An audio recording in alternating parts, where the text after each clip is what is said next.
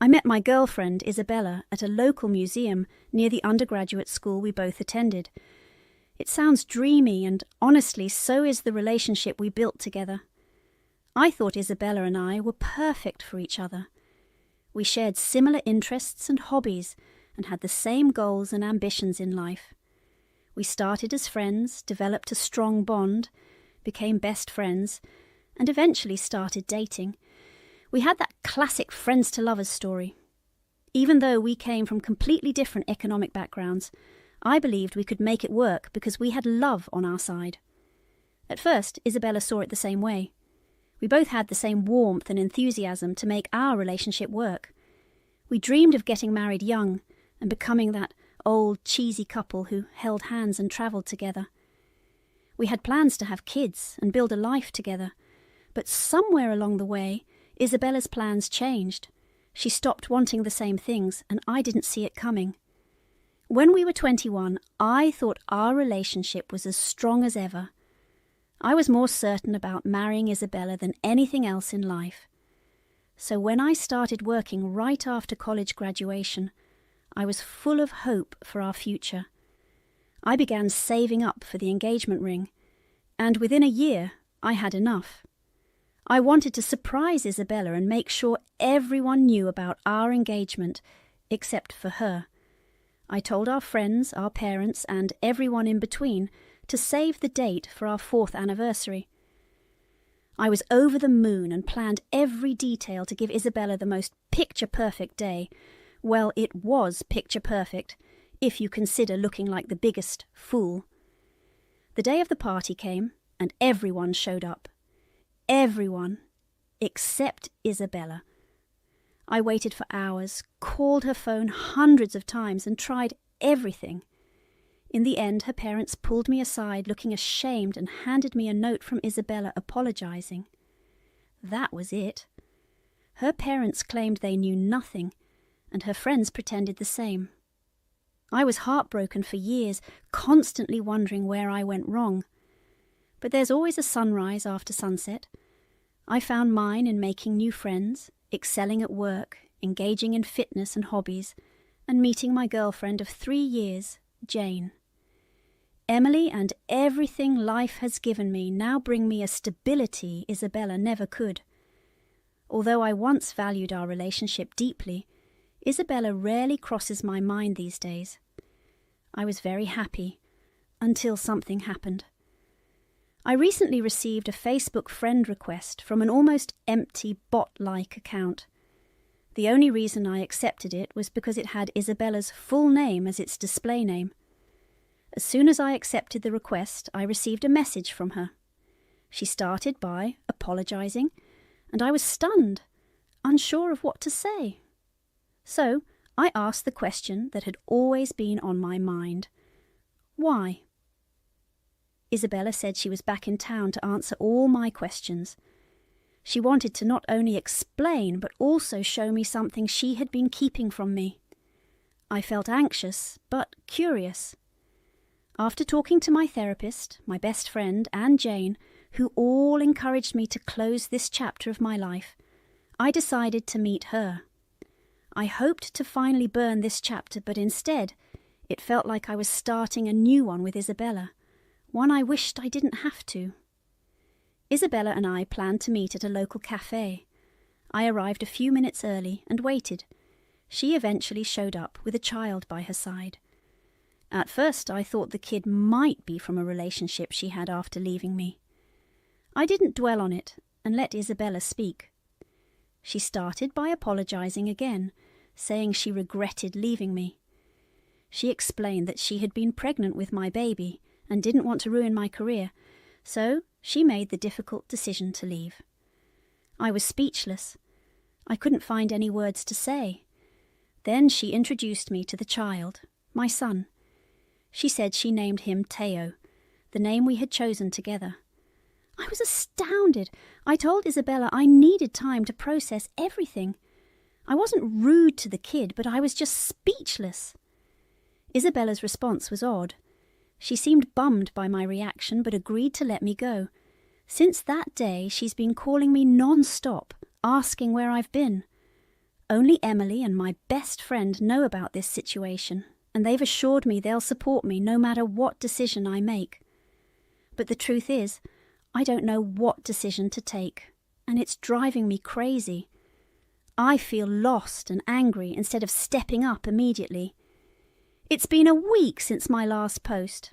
I know you guys have been asking for an update, so here it is. I ended up reaching out to Isabella and telling her before I even decided to meet the kid officially that I needed a paternity test and a few meetings with lawyers. I even visited the lawyers first to understand my legal rights in this situation. The lawyers gave me some helpful advice, which I can't share due to privacy and legal obligations. Despite Isabella's anger and irritation, she eventually agreed to the paternity test. What else could she do? Now I'm waiting for the results and preparing to accept whatever responsibilities come with it. I'll keep you updated. I wasn't planning to update so soon, but what happened yesterday deserves it.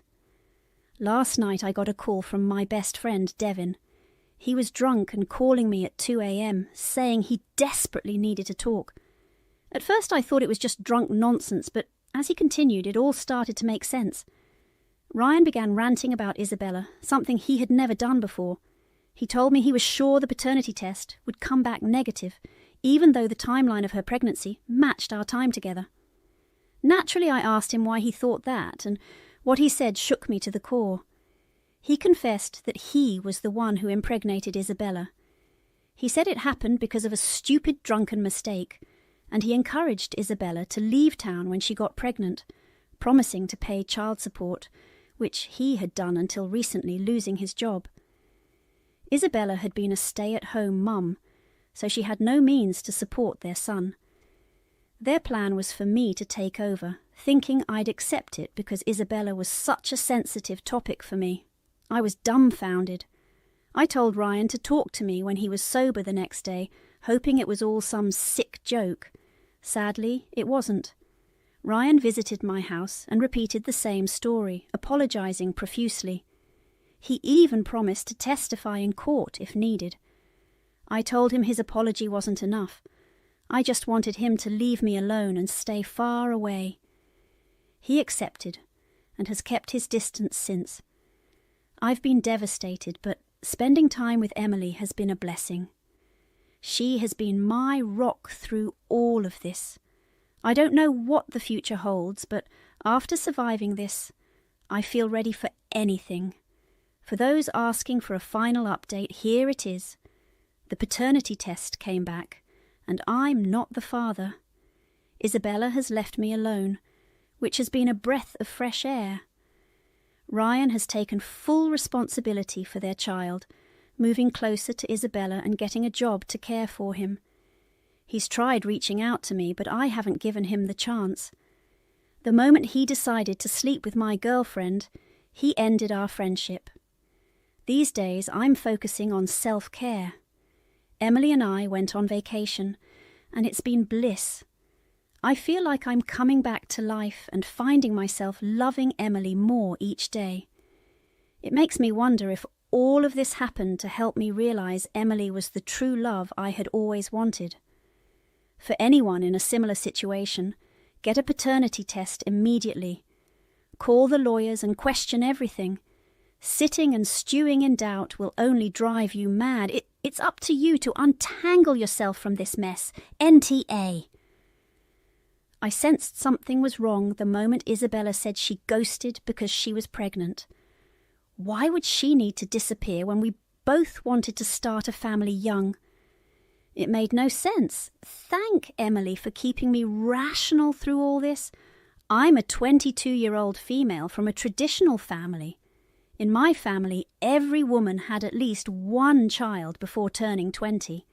Education was never a priority. They aren't religious, but they believe a woman's only purpose is to have kids, while the man is the provider. As the oldest, I have 4 younger siblings and about a dozen cousins. I was like a second mother to my siblings and a babysitter for my cousins, which made me realize early on that I didn't want kids. At 10, I decided I didn't like kids, and 12 years later my opinion hasn't changed. Last year I had my tubes tied and didn't tell my family. They keep pushing the idea that my life is empty without kids. Despite making my stance clear many times, my family persisted. Last night, during a big family dinner, they tried convincing me again, so I shut them down in a not-so-nice way. They kept going on about how amazing being a mum is and how it's their biggest accomplishment.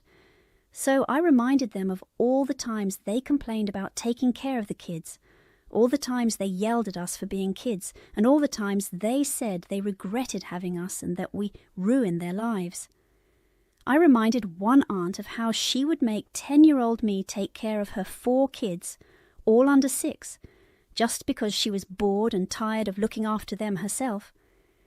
I reminded my dad of all the times he complained about the money he spent on me and my siblings. And of course, I reminded them how they kicked us out at 18 because they didn't have to care for us legally anymore. Then I said something like, "All my life you've done nothing but complain about having kids, and now you're telling me how wonderful it is. You're all hypocrites." I told them not to call me until they decided to apologize for mistreating me, and then I left.